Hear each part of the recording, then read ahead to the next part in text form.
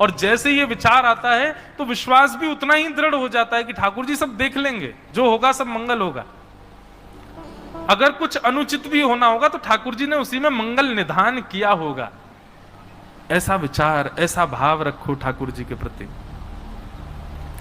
श्री मदन मोहन सूरदास जी, सूरध्वज जी वृंदावन आ गए, मदन मोहन जी की शरण में रहते थे। मदन मोहन लाल जी सनातन गोस्वामी को बड़ी प्रेम से प्राप्त हुए। मैं कथा सुनाया करता हूं कि श्री सनातन गोस्वामी वो नाम जापक संत थे, सेवा आदि नहीं करते थे, भिक्षा मांगने के लिए जाते थे और घर घर जाकर के भिक्षा याटन करते थे। भिक्षा में जो मिलता था उसी से मोटा टिक्कर बनाते, यमुना जल मिलाकर के उसी को पाते थे। एक मैया थी मथुरा में, उनके यहां मदन मोहन जी की सेवा थी।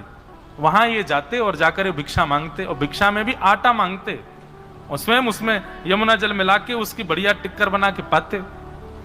एक दिन जिस मैया के यहां मदन मोहन जी विराजते थे, मदन मोहन जी ने मैया को स्वप्न में आज्ञा कर दी। बोले मैया जी बाबा रोज तेरे यहां आवे ना भिक्षा मांगवे?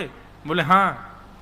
मोए वो बाबा बड़ो भाग गयो है, मैं अब वही से सेवा कराऊंगा। तुम मुझको कल भिक्षा में दे दियो वाकू, कल वाकू कछु और नहीं, तुम मोये दे दियो।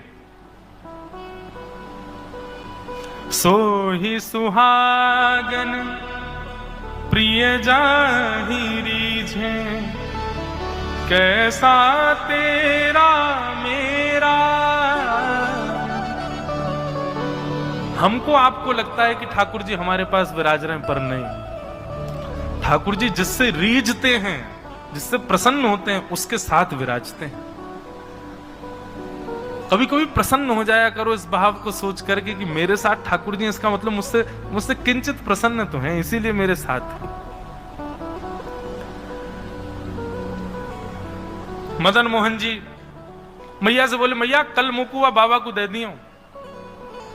मैया तो बहुत रोई, बोले ठाकुर जी मेरी सेवा में कोई कमी? मैं बोले नहीं, सेवा में कोई कमी नहीं है मैया, लेकिन अब तेरो समय है गयो, तू पधार जाएगी कछु दिना बाद, फिर मैं कहां जाऊंगो? वो बाबा कल आवेगो, तू मो वाकू दे दियो। तेरी सेवा पूर्ण है गई मैया, 80 बरस की है गई, अब तेरे बाट निहार रहे हैं, तू अब वैकुंठ को जाइयो, मोकुआ बाबा को दे जा। तो को अच्छो लगेगा तेरे काउ दिना प्राण निकल जाए और मैं अकेलो यहाँ बैठा रहूं, फिर कोई वाद विवाद आकर के कोई मुझको छीन के ले जाए यहाँ से और फिर विवाद हो, वहां से बढ़िया मैं स्वयं आज्ञा कर रहा हूं, तू मेरी सेवा पर बाबा को दे जा, मैं वही के यहाँ रहूंगा। अब मैया ने ठाकुर जी की बात स्वीकार कर ली। बोले ठीक है ठाकुर जी। बंधु एक बात भी याद रखिएगा, ठाकुर जी सदा अर्चा के रूप में हमारे साथ नहीं रहते, वो अपने अर्चक बदलते हैं।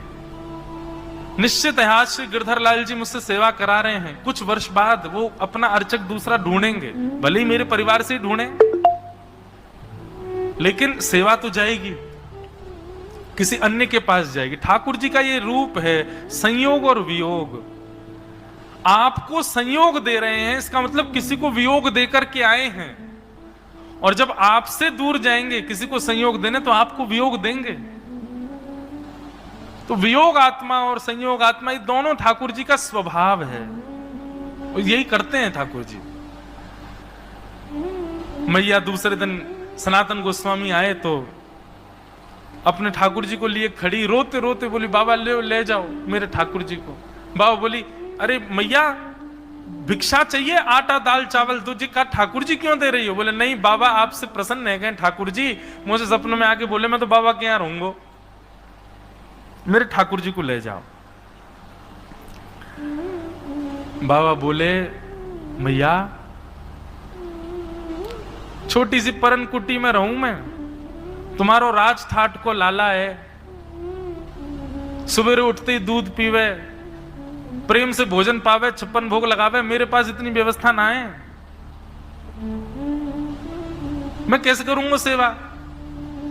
बोले अब ठाकुर जी की इच्छा है बाबा ले जाओ, आप जैसे रखोगे वहां में वो प्रसन्न है, आप ले जाओ।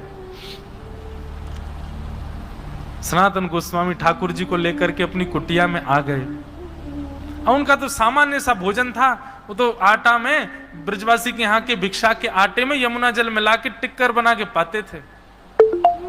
बढ़िया सुंदर टिक्कर बनाया, ठाकुर जी के आगे धर दिया, बोले लाल जी मेरी गलती नहीं है, आप स्वयं राजठाट छोड़ करके कुटिया में पधारे हो। बताओ दुनिया के लोग कुटिया से महलों में जाते हैं, बारे ठाकुर महल छोड़ के कुटिया में आए हो है सेवा के काज। अब पाओ ये मोटे मोटे टिक्कर ही पाने पड़ेंगे, यहां पे और व्यवस्था तो है नहीं।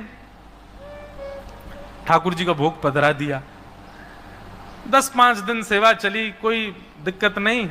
10-5 दिन बाद ठाकुर जी उनके ध्यान में प्रकट हो गए और प्रकट होकर के बोले, हे सनातन गोस्वामी आप सुंदर टिक्कर बनाते हो, हमारी आपसे प्रार्थना है, बहुत बढ़िया प्रसाद बनाते हो, बस एक काम किया करो, थोड़ा सा नमक उसमें डाल दिया करो आटे में, तो नेक टिक्कर नेक स्वादिष्ट हो जाएंगे, तो पावे में नेक सुख मिलेगा।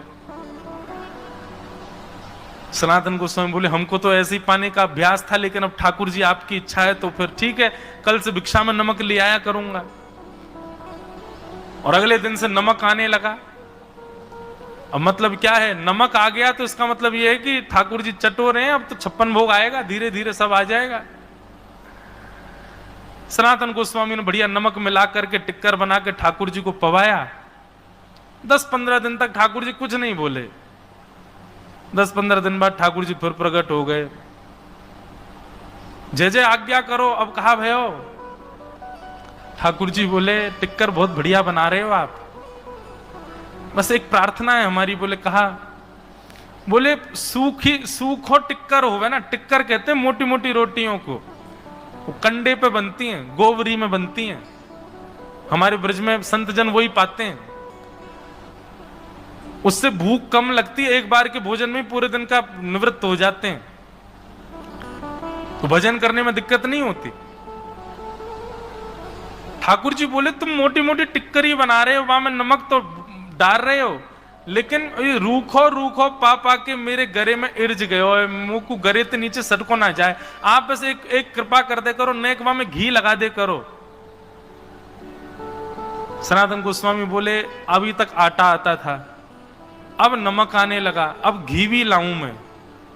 बोले हाँ बस इतना कर दो बाबा। इतना ना करोगे, मैं महल छोड़ के तुम्हारी कुटिया में आ गया, तुम मेरे पास घी नहीं लाओगे?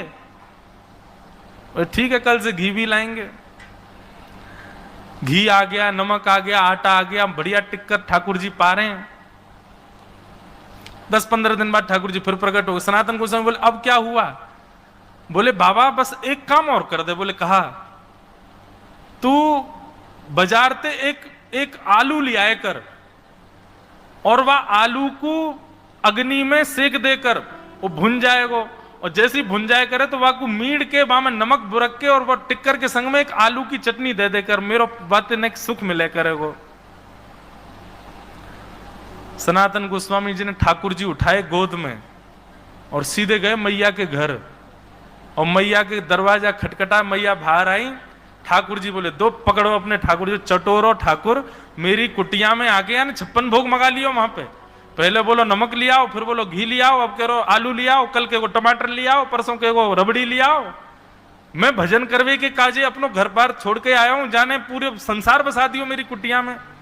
मैया धर अपने पास, मोह ना चाहिए। और जैसे ही लौट करके सनातन गोस्वामी जाने लगे, ठाकुर जी सचल हो गए और प्रकट होकर के गोस्वामी जी के पीछे से उनसे लिपट गए। बोले बाबा तू कछु कल्ले रहूंगा तो तेरे संग ही में, तो छोड़ के ना जाऊंगा, मैं तो सदा तेरे पास रहूंगा। ऐसे हमारे वृंदावन के ठाकुर जी प्रकट हुए।